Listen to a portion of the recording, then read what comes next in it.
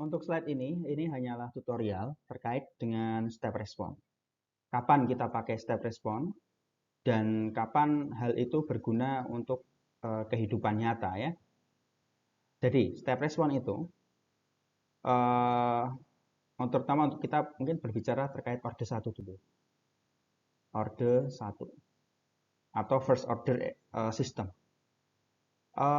Jika suatu first order system like this one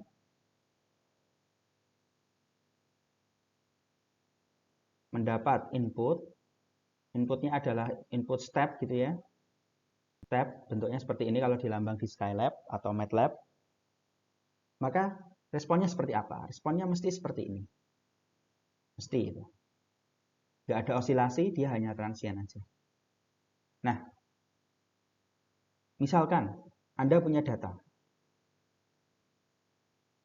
Ini adalah data hasil pengukuran ya.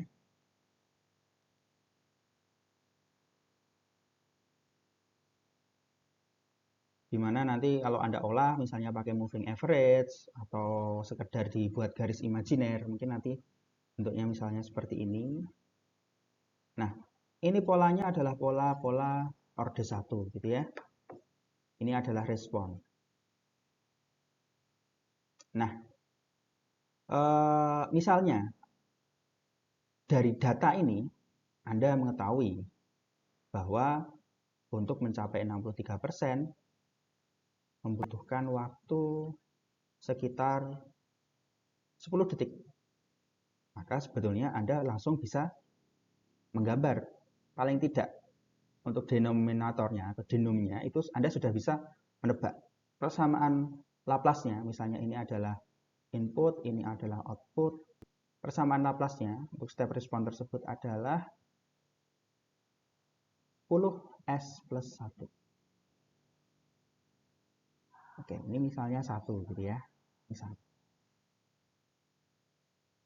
Lalu, misalnya ini saya tukar gitu ya. Saya tukar menjadi berapa? 100 detik. Maka persamaannya ini bisa menjadi 1 per 100s plus 1. Misalnya ini saya tukar menjadi 4000 detik. Nah, di antara Anda semua mungkin sudah ada yang simulasi tangki. Di kehidupan nyata, tangki itu responnya cukup lama gitu ya. Maka kita bisa bicarakan bahwa O per I-nya adalah 1 per 4000 S. Ini operator ya, bilangan kompleks plus 1. Oke, itu gambarannya untuk order 1. Nah, sekarang kita sudah membicarakan order 1 yang time constant. Nah, sekarang ada satu lagi, yaitu analisis untuk steady-nya atau respon full-nya gitu ya. Nah, bagaimana untuk order 1 untuk konstantanya atau K di atasnya atau gain-nya gitu ya. Oke. Kalau tadi di atasnya masih 1, sekarang saya tulis K. Tau S plus 1. Ini adalah bentuk umumnya gitu ya. Misalnya Anda punya data dari 0, terus ini data lah ya. Nah,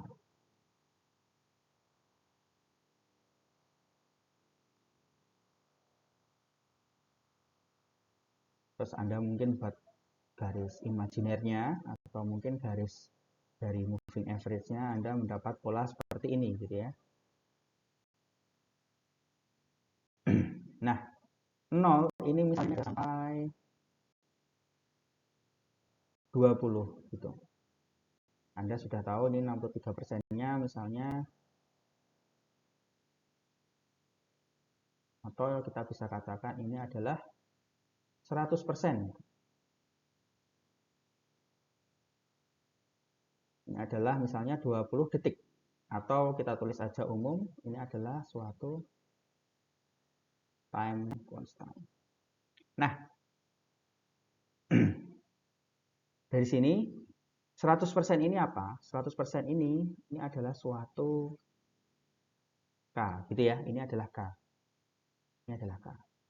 Jadi misalnya seperti ini. Misalnya seperti ini. Saya hapus dulu. Ada suatu respon sistem, ini adalah 20 begitu ya. Jadi dari rising dari 0 sampai 20. Di mana 100%-nya adalah 20, 63%-nya tinggal ngitung ya. Itu mungkin 12,6 gitu. Maka ini 100%-nya, ini 0%-nya. Maka kita bisa dapat menulis persamaannya 20 itu adalah K-nya, maka kita bisa menulis persamaannya, misalnya ini adalah sampai 20 detik gitu ya. Maka kita bisa tulis 20 S plus 1 O dibanding I gitu ya. O dibanding I. Ini adalah O, ini adalah time. Nah, misalnya 100%-nya kita ganti. 100%-nya kita ganti menjadi 50.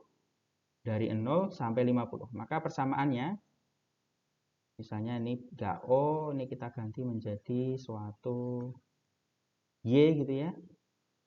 Maka Y per I sama dengan 50 per 20S plus 1. Jadi ini 50.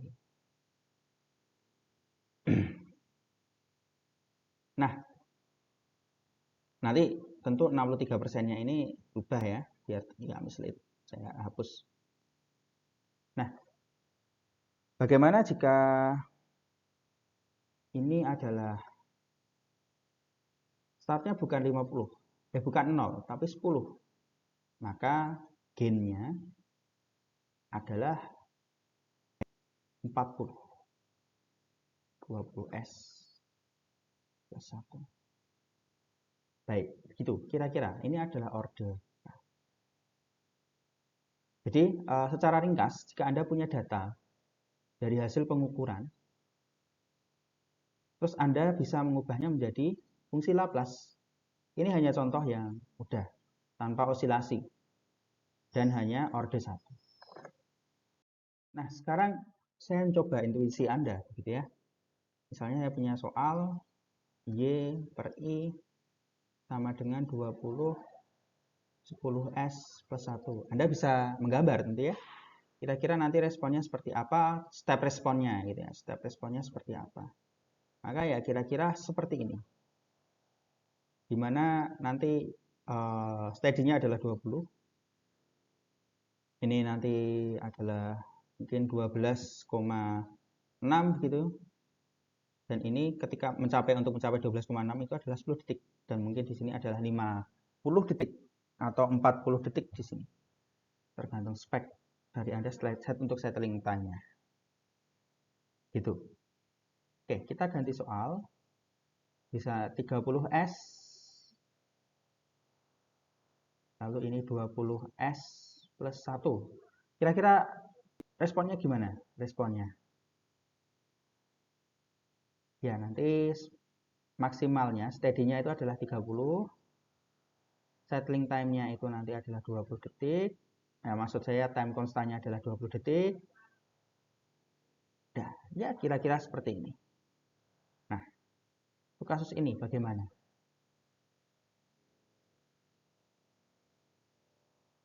Berapa time constantnya? Time constantnya nanti kira-kira adalah 30?